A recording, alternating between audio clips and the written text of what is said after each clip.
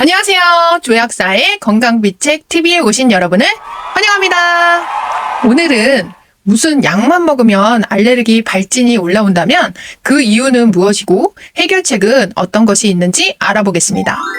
요새 항생제나 진통제 알러지로 문의를 주시는 분들이 많습니다. 요즘은 감기만 걸려도 병원에 가면 항생제를 주고 면역 억제제인 스테로이드도 처방하고 진통제를 너무나 많이 복용하시는 분들이 있습니다. 감기에 걸리거나 어딘가에 염증이 생기면 기본으로 처방되는 약이 항생제와 진통제입니다. 거기에 증상이 심하면 스테로이드까지 처방이 되는데 이런 약을 복용하면 우리 몸에서는 어떤 반응이 일어나게 될까요? 항생제를 먹게 되면 우리 몸속에 있는 많은 종류의 균들이 죽게 되는데 우리 몸속에 사는 균들 중에서 우리 몸을 보호하는데 꼭 필요한 상재균도 많습니다. 장내에 사는 유익균도 그중 하나입니다. 항생제는 유익균과 없애야 할 나쁜균을 구별하지 않고 죽이기 때문에 항생제를 먹게 되면 장내에 있는 유익균들도 많이 사라지게 됩니다. 또 진통제를 먹게 되면 간 기능이 굉장히 떨어지기 때문에 독소나 대사산물을 해독을 못하게 되고 진통제가 혈관을 수축시키니 장내 온도가 떨어지게 됩니다. 그럼 우리가 음식을 섭취했을 때 음식을 발효를 잘 하지 못하게 되고 유해균이 과다 증식해서 음식을 부패를 시키게 되면 그런 독소들이 우리 몸속으로도 많이 유입되게 됩니다. 감기나 염증이 생기면 그 염증에 대항하기 위해서 우리 몸속에서 면역체인 림프구들이 증가되어 있는 상태가 됩니다.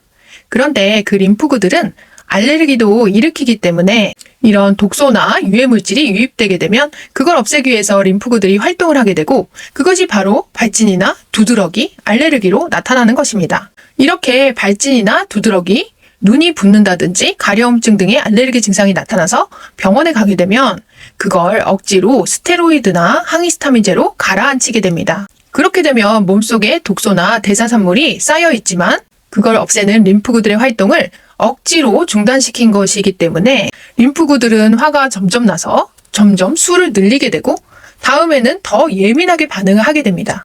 그래서 진통제나 항생제를 먹을 때마다 혹은 이런 약을 먹지 않아도 장내에 잡균이 많이 증식하는 익히지 않은 음식이나 어패류, 갑각류 등을 먹을 때마다 알레르기가 올라오게 되는 것입니다.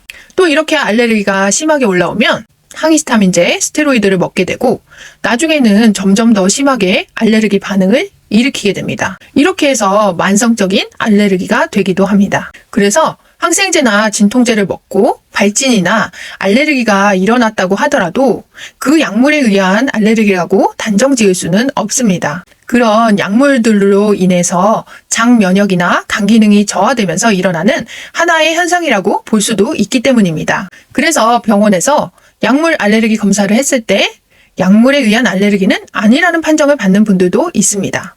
알레르기는 어떤 한 가지 원인으로 일어나는 것이 아니라 복합적인 원인으로 일어나는 것이기 때문입니다. 알레르기는 외부에서 들어오는 그런 물질뿐 아니라 우리 몸속에서 대사 과정에 생기는 찌꺼기들, 장내에서 유입되는 독소들, 세균이나 바이러스, 알레르기 원인 물질들을 림프구들이 처리하는 과정에서 나타나는 하나의 증상입니다. 어떻게 보면 아주 좋은 현상이라고 할 수 있습니다. 림프구들이 깨끗이 청소를 하고 있다는 뜻이니까요.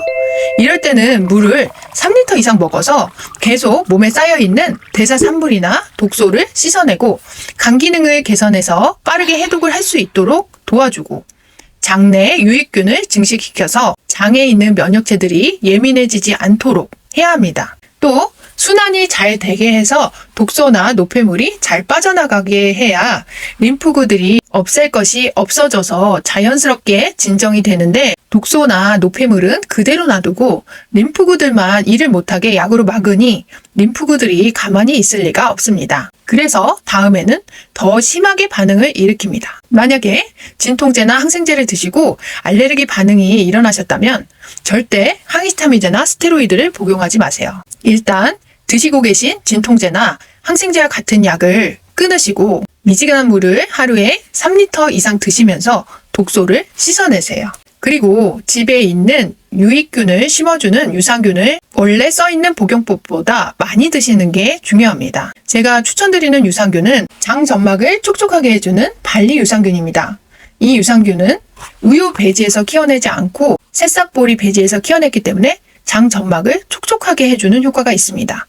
그래서 발리 프리미엄 유산균을 하루에 3번 2알씩, 원래는 하루에 1알 드시는 것인데 하루에 3번 2알씩 과량으로 드시게 되면 장에 있는 좋은 균이 빠르게 증식하면서 두드러기나 염증이 좋아지실 수 있습니다. 또 간에서 해독이 잘 되도록 간 기능 개선제를 드시는 것을 추천드리는데, 간 기능 개선제 중에서 마이간을 추천드립니다. 마이간은 간 기능 개선을 해서 알레르기 원인 물질을 신속하게 해독할 수 있도록 도와줍니다. 하루에 3번 한 포씩 복용하시면 좋습니다. 또 무리한 활동을 중단하시고 편안하게 쉬시고 심호흡을 하셔서 자율신경을 안정시켜 주시는 것이 좋습니다. 만약에 처음 알레르기가 일어난 것이 아니라 계속 스테로이드나 항히스타민제로 진정을 시켜서 고질적인 알레르기로 발전을 했다면 상담을 통해서 몸 전신을 개선할 수 있는 영양요법을 받으시는 것이 좋습니다. 이런 분들은 이미 자율신경 균형이 깨져 있기 때문에 본인의 몸 상태에 맞춰서 전신을 개선하는 영양제를 드시고 자율신경 균형을 찾아서 면역체계가 안정이 되면 알레르기로부터 벗어나실 수 있습니다. 감사합니다.